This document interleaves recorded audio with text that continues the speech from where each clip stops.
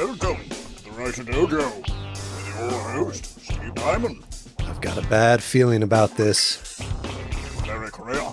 I felt a great disturbance in the force, as if millions of voices suddenly cried out in terror and were suddenly silenced. I fear something terrible has happened. This episode, writing to your audience.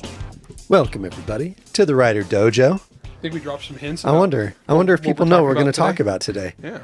So we're going to talk about Star Trek. No, I'm kidding. We're going to talk about Garfield. Doctor Who.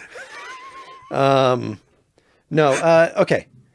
So at the very start of the year, Larry spammed me with a crud ton of bad Twitter advice.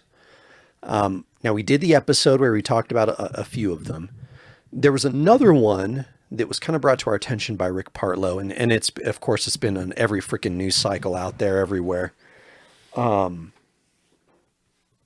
And we were going to include it in our bad Twitter advice episode, but instead we were talking and Larry's like, actually, why don't we make this a full episode that is catered towards the topic of writing to your audience? Yeah. So we're not going to bad Twitter voice this. So I'm just going to read it out loud. This is too sad to be funny. It is.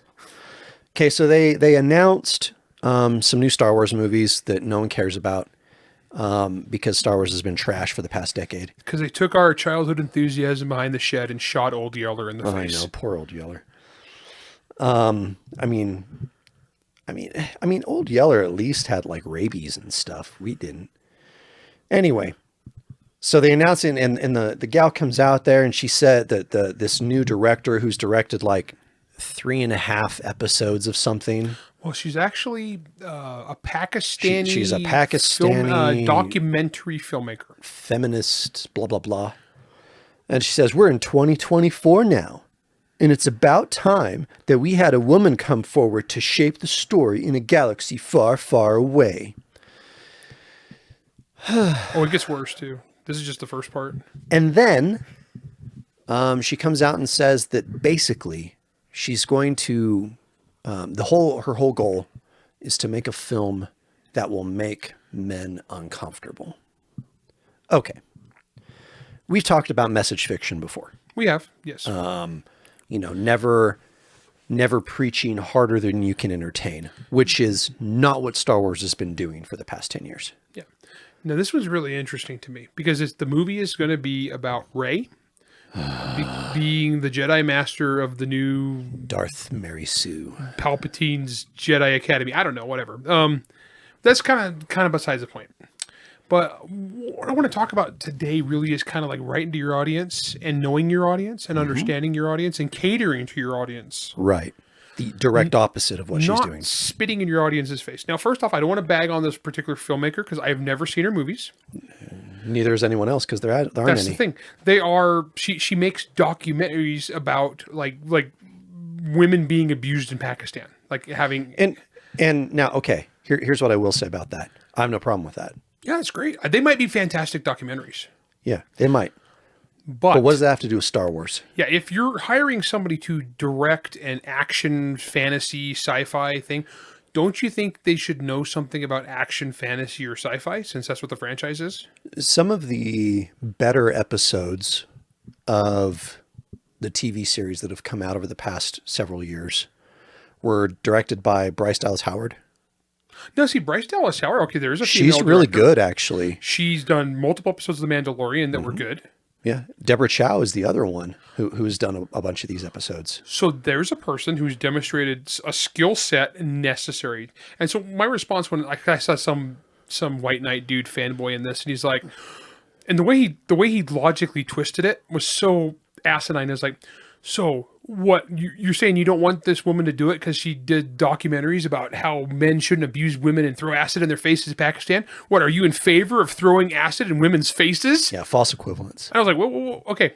That's like straw man and a false equivalence. Well, so my comment was like, I have a cancer doctor who he cures cancer, but you don't want him to fly your passenger airplane? He's played Microsoft Flight Simulator. Why do you like cancer? Yeah. It's like the same kind of thing here.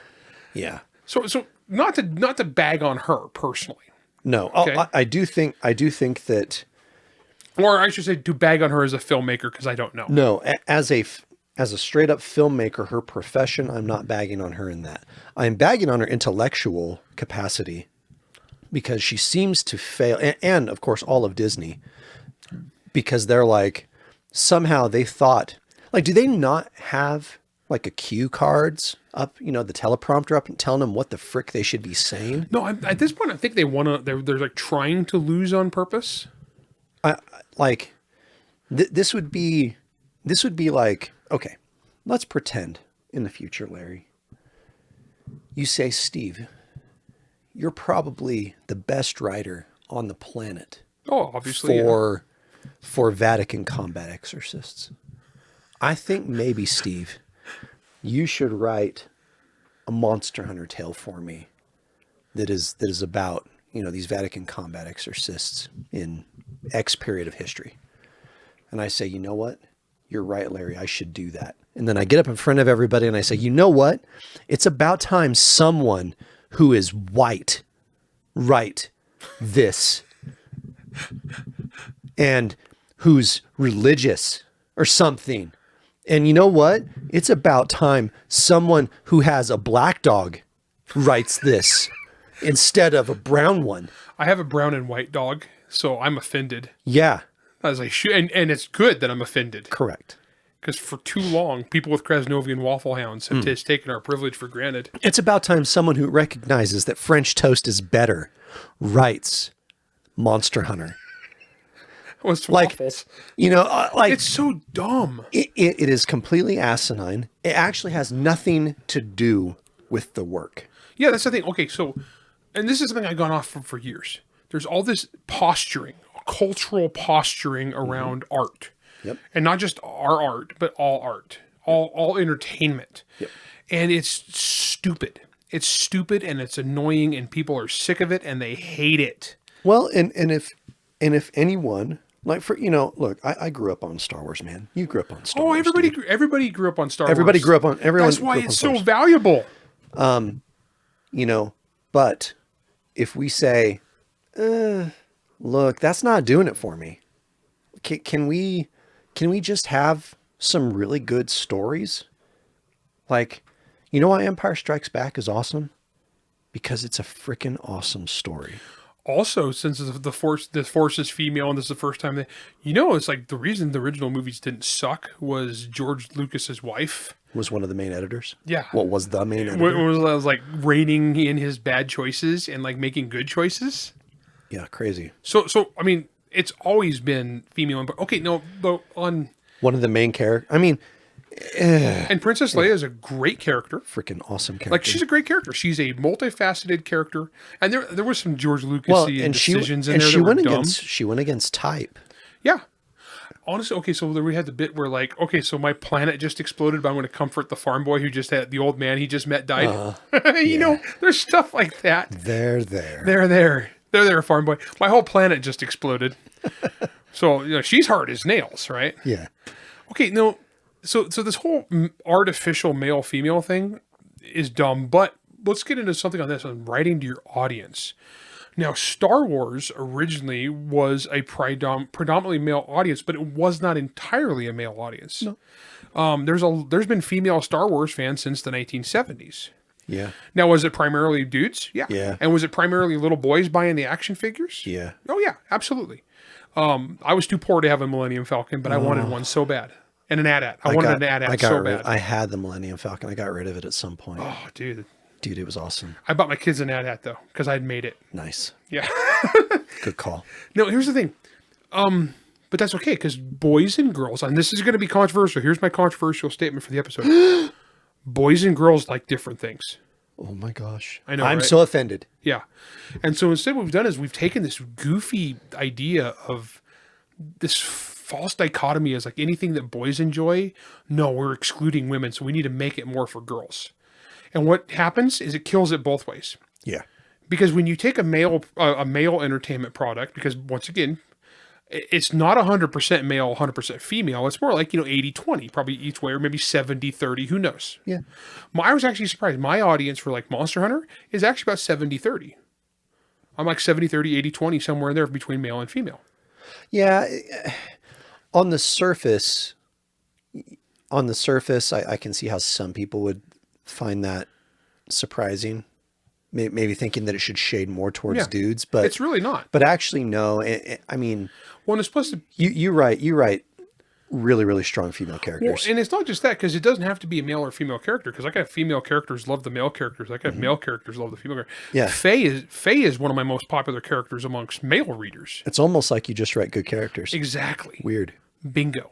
So when you take these people at the evil mega corporation, they're like, we're going to take this boy product and we're going to feminize it. We're going to make it for appeal to women. So what that does is it doesn't actually appeal to women either, because the women who are already into that were already into that. Yeah.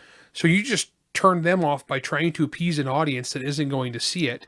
And then there's 70% of your audience, it's dudes who grew up wanting the Millennium Falcon, and the action figures. We watch it and we're like, what the crap was that crap? And you lose them. And you start to believe that 70% like starts to shrink. And so it's not like you shift the percentiles, you shrink both. Yeah. Yeah, actually. And if you look at their numbers, they're like, oh, wow, well, and the people always try to spin this like as a positive thing. Like, well, that's good. We're just getting rid of we're taking out the trash. We don't need those misogynistic jerks. Okay, here's the thing. If you have the most popular franchise in the world and you lose, half of your expected revenue, like half the people who went to see it that should have saw it, that's not a win. Yeah. Okay. That's not an ideological win. No. And a lot of this is inertia, and inertia only carries you so far. And as we've seen, they have this, like, you have the world's biggest, most powerful IP, right?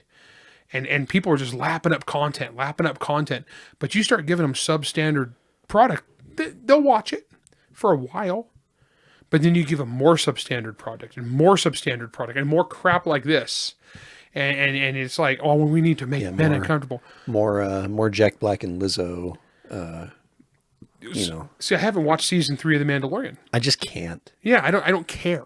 And that's what it is for me. I just don't care. I'm just like, well, I don't want to watch that. I can go watch Godzilla instead. Well, we all know the whole thing about strong female characters is bunk anyway. Strong. Well, because it's strong. Because they fired Gina Carano. Yeah. You want the strongest female character in Star Wars. Gina Carano beat the crap out of any. You ever see Haywire? Yeah. Okay. So the acting, she's new. She's not great. Terrible. But you believe it when she can throw a punch. Okay, so most movies when a woman beats up a dude, you're like, I don't buy it. Waifu. Oh, it's I don't buy it. Now, when Gina Carano beats up Michael Fassbender, I'm like, oh yeah, I actually believe that Gina Carano could beat up Michael. She actually probably will. She actually probably could beat up Michael Fassbender. Well, or when she shows up in Deadpool, right, and starts throwing punches and stuff, I'm like, if she's superpowered and he's superpowered and she throws a punch and it hits and he hurts, I'm in. The scene in Mandalorian season 2 where she's using the big blaster. Oh, and she like forcibly beats it into submission. It jams, so she mortars it. And that is actually a malfunctioning clearance thing. If you have a stuck bolt, you can mortar it. And when she just boom and she mortars that sucker on the ground, every gun nut in America was like, I will watch her forever. Well, and you and you got to know that didn't come from the directors. Considering as a star, probably not. Probably not. I've cleared some stuck cases out of pump shotguns that way. Yeah, what it is, okay, in straight up marketing terms, okay, there's a bell curve. Yep. In terms of the adoption and purchase cycle of a product. The very beginning of it is your early adopters. Okay. Those are the people that they can't wait to see the product. They're going to watch, they're going to buy, they're going to watch it. They're going to do whatever. Their as opening soon as day, it hits. they're standing in line. Yep. They've bought their ticket 17 years in advance, whatever. They're probably in costume. Who knows? As you go up the bell curve, that big main chunk of the bell curve, that 80% of the bell curve middle, that's your love group. That's the people that they're going to be there, whatever. And then after that are kind of the late adopters, right? That's your standard marketing bell curve. In reality, where most successful sales and money come from is catering to that 80%. The early adopters, okay, that's fine. The late adopters, you kind of don't care about them. Well, the early ones, they're the brand loyalists anyway, so they're the easiest to piece. And as we've seen, as Disney has turned out awful product, they're still making excuses for it. Yes. They got Stockholm syndrome. Yeah, those are the people. Those are the people that on my Facebook feed, as soon as some movie comes out or show or whatever comes out that I already know is going to be bad, because I can tell from the dialogue within the trailer. Or Yeah, these are the people pretending that they were excited to see the Eternals yeah, or the Marvels. you know, the people who say that The Last Jedi is probably the best Star Wars film. Makes me want to vomit. Yeah. I have one of these guys on my feed who he's the consummate apologist for everything Star Wars, and I know why. But I'm like, okay, for that, you know, you're constantly apologizing for everything. I mean, you know, you have to make an entire movie worth of additional content to make the movie you went and saw make sense. I mean, we saw that with Prometheus. Yeah. With one of our friends. You have all of that. When in reality, don't worry about them. Go to the middle, where all those people who have all of the money, who want to give you all of your money, and there are a legion of them, make them happy. No. Instead, they're saying right out of the gate, they're taking half of those people and saying, we're going to make you uncomfortable. More than half. Yeah. Well, once We're again, going to take 70% of you. 70% of that bell curve is dudes who are inclined to see it. We're doing this to make you uncomfortable. I'm like, why? Instead, okay, you've bought cars. Mm-hmm. I've bought cars. You've bought shoes. I've bought shoes. You've bought pillows. I've bought pillows. What is the one thing in common with all of those? What do we want? I want to be comfortable with all of those. I want my shoes to be comfortable. I want my bed and my pillow to be comfortable. You don't want to be challenged by your entertainment products, Steve? No. No, I don't. Intellectual of you. You know? Why do you hate strong women? I went and saw Godzilla. Which I heard was great. Dude, it's freaking rad. You know why? Because it's cool characters, cool story, and they just care about entertaining you. That's it. All right, we're going to take a quick break. When we come back, we're going to just keep going into this and talk more about why and how you can write to your audience. We'll be right back. Nate Casson, the alpha werewolf of Missoula, Montana, finds his little city has a big wolf problem when shredded bodies start showing up all over town. Faced with a hostile press and even more hostile hunters, he tries to protect his innocent pack of 8 at the same time they try to track down 2 elusive killers in an area of 35 square miles with a plethora of hiding places. He has seen this before, and the hunters always go overboard and decide the only good werewolf is a dead one, no matter who's actually responsible. His pack will be collateral damage unless he can find the enemy wolves and stop their broken alpha before they turn his hometown into a human buffet. Cry Havoc by Julie Frost. Available now on Amazon in paperback and Kindle Unlimited. Pick up your copy today.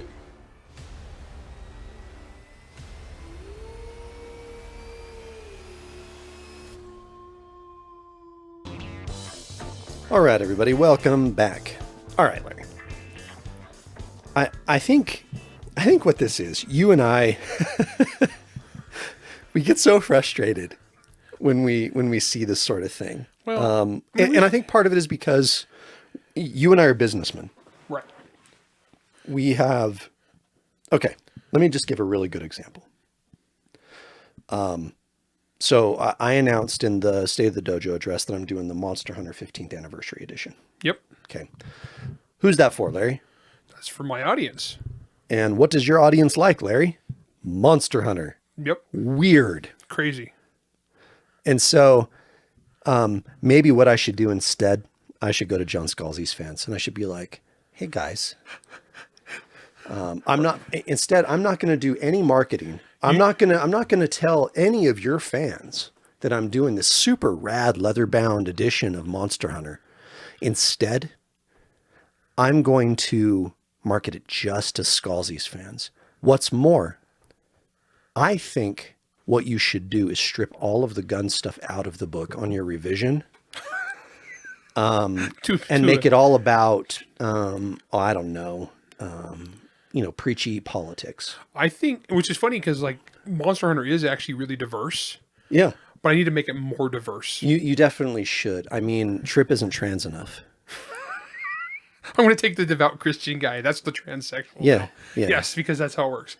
I think and that way you can ignore all the Larry Correia fans that are there. Right. And that way we can appeal to the John Scalzi fans. Right. And I'm sure. That should go well. Yeah, I'm sure that all 1,500 copies are going to sell just fine. Instantly.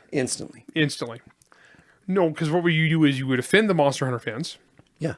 None of the Scalzi fans are going to buy it anyway. None of them are going to buy it anyway. Yeah, they have their own likes, and you know what? There is a Venn diagram overlap between yours and his stuff. We were probably 5 or 6 people who read both of us. Yeah, they read Old Man's War, thought it was okay, and then switched to you. Okay. Sorry. All right. We try not to talk trash about other people. So sorry, I'm on one. We crossed the line tonight.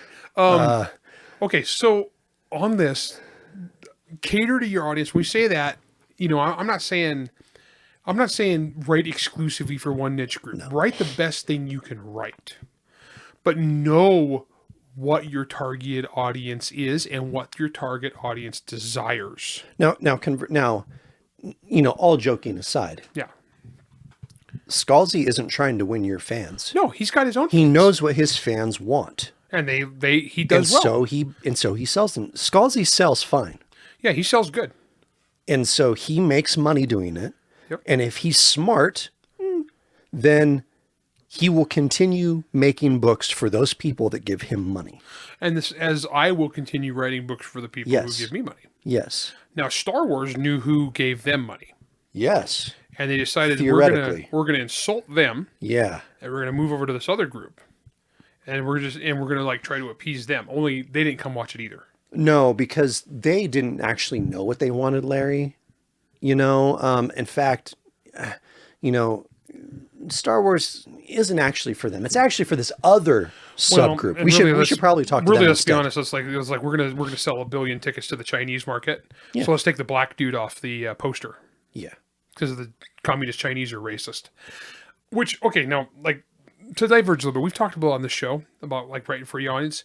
If you had let me write Star Wars, or you had written Star Wars, or let's get some other, like, good writers that knew, or some of the guys who used to write Star Wars who wrote Star Wars well, like Tim Zahn. Yeah. Guys like that. Sure. Or other guys who get it, who can Salvatore, write action fantasy. Guys. Jim Butcher. Jim? Oh, jeez, Jim. I would have loved to see Jim. Okay, and in fact, Jim, we're having a conversation about this one time when they first announced this. Yeah, Jim. I mean, Jim would have been a great choice. Yeah, Jim would have been a great choice. You would have been a great choice. I would have been, actually, if we could go back 30 years in time, guys like me and Jim would have been the first guys they would have asked. Oh, yeah. Guaranteed. Yeah. But when they rebooted Star Wars, who did they ask instead?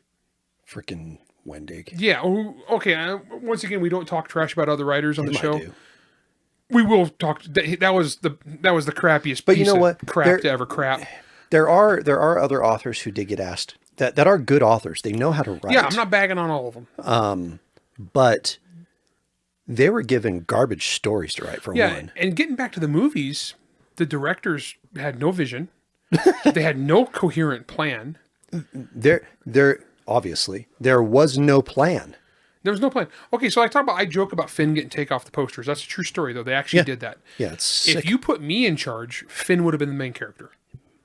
Finn actually would have been a really... I think you and I talked about this, actually, when The Force Awakens came out. We were talking about Finn and how much potential there was as a revolutionary sort of character. Dude, I could have wrote the crap out of Finn. I mean, dude comes from a super rigid, very space Nazi form, and somehow, and he escapes from the order, and somehow doesn't become a leader of a revolutionary band of ex-stormtroopers. Dude. Explain to me how that didn't happen. Dude, he was a freaking... You take the whole child soldier angle, Dude, that's exactly what I thought they were going to do for movie 2. I know when they started out, I was like, okay, this could be awesome. Instead, but even by the end of movie 1, they'd already lost the plot and made him a comic relief janitor. You know, and it was so dumb. Instead, they did the whole Ray thing because once again, strong women. Here's the thing: I write the crap out of strong women. Yes, I really do, and I've listed them before. You know, I've got dozens of characters beloved by males and females because I write good characters. Period. Yeah. Male or female doesn't matter. Male, female, manatee, whatever. I can do it. It doesn't matter as long as they're good. See, Ray was the strong female, but it didn't make sense. It wasn't organic. I mean, when she did everything better than everybody else, it's just like, we're going to pander to this audience that of militant feminists who don't watch Star Wars anyway. And us poor story people, because we didn't know better then. We didn't know how much. We didn't know that the second one was going to be even worse. We didn't understand how bad things were going to get, and we kept thinking, there's got to be a story explanation, a logical story explanation for why she's better. We're like, okay, well, we were trying to think of it. You and I had this conversation. We did, yeah. We're like, okay, well, maybe she has a mind block in. Maybe she's actually like Obi-Wan's or Luke's daughter or something like that. There's a mind block. She actually had training, and it's like it's breaking through the cracks or something. Something like we were coming up with every excuse possible to figure out why. Because we desperately, dude, you and I are the Star Wars. Well, we were the Star Wars love group. Oh yeah, we were. We wanted it to be awesome. Years ago, yeah, we would have been in that. We desperately wanted it to be rad.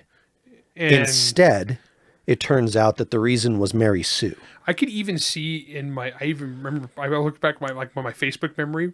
So my initial response to the movie after when I watched it and I was walking out of the theater, I just said, oh, that was pretty good. It was pretty. But then within a couple hours, the longer I thought about it, the more disgruntled I got. Yeah. Then the second movie came out and it was the same thing. It was wow, that was really pretty. Wait a minute. But then within seconds, you're just wow, gosh. And then the third one, I didn't even give a crap. I was at that point, I was done. Well, I mean, same thing. And then I hated everything until Mandalorian came along. Yeah. And I was like, oh, wow. Okay, hey, they recaptured it. For a minute. Yeah. They almost had it. Yep. And see, they were once again, that bell curve, that target audience. Because, the far end of that bell curve, they're going to lap up whatever. It doesn't matter. But you know what? That far end of the bell curve by itself is not a multi-billion-dollar return. No, it's not. No, the front of that bell curve is an indie film that you're happy when it makes. They're loud on the internet. Double. They'll get on the internet and scream a lot. Yeah. But honestly, after that, they don't matter. But I think that's the trouble here is that these whoever the business people are, the actual people who understand the impact of marketing upon dollars and cents. They don't seem to understand the ramifications, the fiscal ramifications of the decisions they're making. Yeah. Or they don't care. Yeah, they do understand and they just don't care. So one is idiocy. The other is nefarious. Yeah, and what is it actually? I don't know. And the thing is, I've heard theories. If it happens more than once, twice, 3 times... Yeah. I'm sorry. It's not a conspiracy theory at that point to say, are you intentionally trying to F with me? Yeah, 2 is coincidence, 3 is enemy action. Yeah. Yeah. You know what I mean? I do. And honestly, I mean, there's a whole big thing going on right now where we have certain mega corporations who are actually engaging in social engineering. We know this to be a fact. Factual. 100% factual. Way beyond the scope of this podcast because I try not to get political on here. Go listen to Joe Rogan for that. Yeah. A podcast that has 100 million times more listeners than us. Yeah. But you see what I'm saying? Yep. And so are they actually losing money and just don't care? I don't know. The stockholders are caring. They should. They should. That said, I've heard rumors, but I've heard these rumors for last year that, Kathleen Kennedy's on the way out. I keep hearing that. I'll believe that when I see it. Yeah, I'll believe that when she's a corpse in the ground. And even then, I don't know. But the thing is, could Star Wars, could this major IP that we once loved, could it be brought back from the brink and made 100%, good again? 100%. I think it'll take a soft reboot. You're going to have to hand wavium away and erase all that stuff somehow. Or the quick and easy fix, you do kind of what Star Trek did. You're like, oh, it's an alternate timeline. Or you just like say it's 20 years later, Ray's dead. Doesn't matter. All the other characters are dead. Yeah. I mean, honestly, I won't even address here's the it. thing, I don't even know who lived through the third movie. I can't remember. No one important. I don't remember. Everyone lived. Did Kylo Ren die? He died, but he didn't matter. Yeah. Poor guy. Actually, he's a great actor. Adam Driver's a great actor. Yeah. You know what they should do? They should do a buddy drama where it's Adam Driver and Robert Pattinson. Two guys who have rap is like two guys who are actually really good actors who are in all these terrible movies. Yeah, two dudes who are really good actors who got stuck in one really crappy role. And John Boyega's a great actor. He is. He's a really solid actor. Oh, actually, Oscar Isaac. Actually, Daisy Ridley isn't a bad actress either. I've only ever seen her in that, but Oscar Isaac's a great actor. Oscar Isaac's a fantastic. Okay, Oscar Isaac's been robbed multiple times though. Oh man, X-Men. Well, they made him Apocalypse. Are you kidding me right now? Wasn't he Moon Knight? And he was Moon Knight? Okay, no. Oh, since we're talking about not catering your target audience, I like Moon Knight. Moon Knight is awesome. I liked original Moon Knight. I've liked Moon Knight comics for a long time when I was a kid. He's Batman with no rules. Well, not a kid, but like teenager, young adult. I like Moon Knight. Schizophrenic Batman with no rules. Yeah, with an old god in him. Well, the whole thing he was like he was Jewish guy because the whole angle of slavery with the Egyptians. Okay, that was It's a super cool character concept. It was a cool character concept. Did you watch that show? I couldn't. It was awful. It was awful. And they did the unforgivable sin at the very end where they had the big fight scene at the end, but then it cuts away because there's multiple personalities. Oh no! And so you don't actually see the final fight, and then it comes to and the fight's over, and somehow he's won. That's balls. It was balls. It was like I watched that and I was like, okay, Oscar Isaac, he's a good actor, and this is what you did with such a cool concept character. But what they did have was a very strong female character who no one cared about, who became super powerful by the end and rose to the occasion. Well, I mean that was the problem with season 3 of Daredevil, right? The reason season 1 of Daredevil was awesome is because it was Daredevil killing and kicking everything in the face. Well, Daredevil doesn't kill. He whips dudes in the head with chains and throws them down 8 flights of stairs, but they live. Oh no, he definitely killed in the first season. Well, that fight scene in the hallway is still legend. It's a great scene. Great scene. And then of course, season 2 actually still maintains some of that.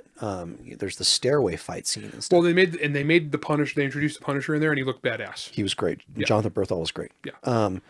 But season 3, and suddenly Daredevil is getting his butt kicked every 5 seconds, and his like comic relief terrible sidekicks have to save him every other episode. I'm like, yep, you're killing me. Okay. You're killing me. Not really. I mean, we're rambling a lot now on this one, but it's a weak writer trick when you have to, and you'll see this all the time, where you have to build up one character, they tear down another. Yeah. So if you want a strong female character, then we can have a strong female. This is what hacks do. Say you want this female character to be strong, you make the males dumb. Yep. They did it with Moon Knight. They did it with Finn. They did it with Poe. Yep. So supposedly one of the greatest fighter pilots / generals or whatever ever. And they're like, you're not allowed to know about our plan. Yeah.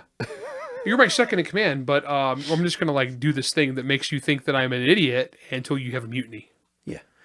Ryan Johnson, just throw him in a hole, man. That guy's a hack. But it's if you have to tear down the male characters to make the female characters or vice versa, stronger, or vice versa, depending on what you're going for, you have failed. Yeah. The key, once again, but Larry Correia is just a hack nobody idiot who writes really strong every character. Complimenting. Just make them good. Just make them interesting and give them their own strengths and their own weaknesses. Yep. Okay, so like I write Julie Shackelford, I write Holly Newcastle, I write Heather Kirkconan. Yep. Flawed. All of them are flawed. All of them are flawed. All of them screw up. All of them drop the ball. All of them have emotions. They get angry. They get sad. They get tired. They fail. Yep. Okay? They fail and they fail again, but they're all really good at something. Mm-hmm. So I don't make them better by taking Owen or Earl and making them stupid so they look good in comparison. That's weak. That's weak writing. No, see, in fact, I do the direct opposite. Like if you look at the like in the Residue series, if you look at Alex and Jack, the reason Alex is a good female character, and the reason, well, it doesn't even matter that she's female, just to be frank. But the reason they're good characters and the reason they become even better characters, it's not at one another's expense. It's because of each other. No, they're complementary. They're complementary and they build upon each other. By themselves, they're not as good of a character. It's the whole ensemble effect. Yeah. You know, and Star Wars is too busy trying to cover up their weak writing by pointing at some bullcrap garbage characters that are saying, oh, these are the best, strongest characters since ever's. I'm like, why? You gotta earn You gotta that. earn that. You can't just declare it. Yeah, you don't get to just declare you're a Skywalker. Now That was some bull crap. that was like, didn't even, I don't It's even, bad writing. that was bad writing. And again, you are not catering to the love group. Because the love group would say, she hasn't earned it. If you want to make her a Palpatine, have her earn it. Well, Have her go through a redemption arc as a Palpatine. yeah, it was just like, we're going to just introduce new crap and have crap happen, and it's not going to make any sense, but it's going to be really pretty. And then that far right side of the bell curve will scream on everybody who complains on the internet. What if during the midway point of movie 2, Ryan Johnson had died and been well, replaced that'd have by been nice. by a potato? It would have been the same. But what if instead we would have seen Kylo Ren go through a redemption arc and Daisy Ridley go through a corruption arc? way Like cooler. crossover. Way cooler. Wouldn't have that just been like a really cool poetic moment Oh yeah. in the middle of a story? She could have been a good character, like an interesting character. The only character growth she ever got was in the very first movie when went to, like, somebody offered her money for the droid, And she said no.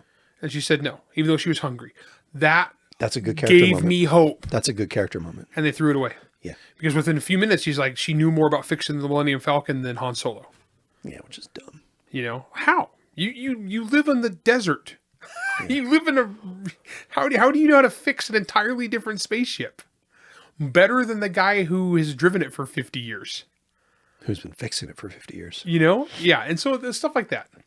But Well, if they had made her tempted towards evil, tempted towards power. I don't even think tempted is enough. I mean, and again, this is me just theory crafting how I would have loved a story. Any story? I would have had her given in because you had the person who's already evil who definitely wanted to be good. Like I said, I would have had those plot lines X over the good become bad and the bad become good, and then an ultimate confrontation towards the end. I think that would have been freaking awesome. Instead you had Kylo Ren. He's like he kills his mom and dad, and he like gets tempted toward goodness because of Rey. It doesn't make any sense. It's again, the redemption arc isn't earned. No, it doesn't. It doesn't make a lick of sense. None of it is earned.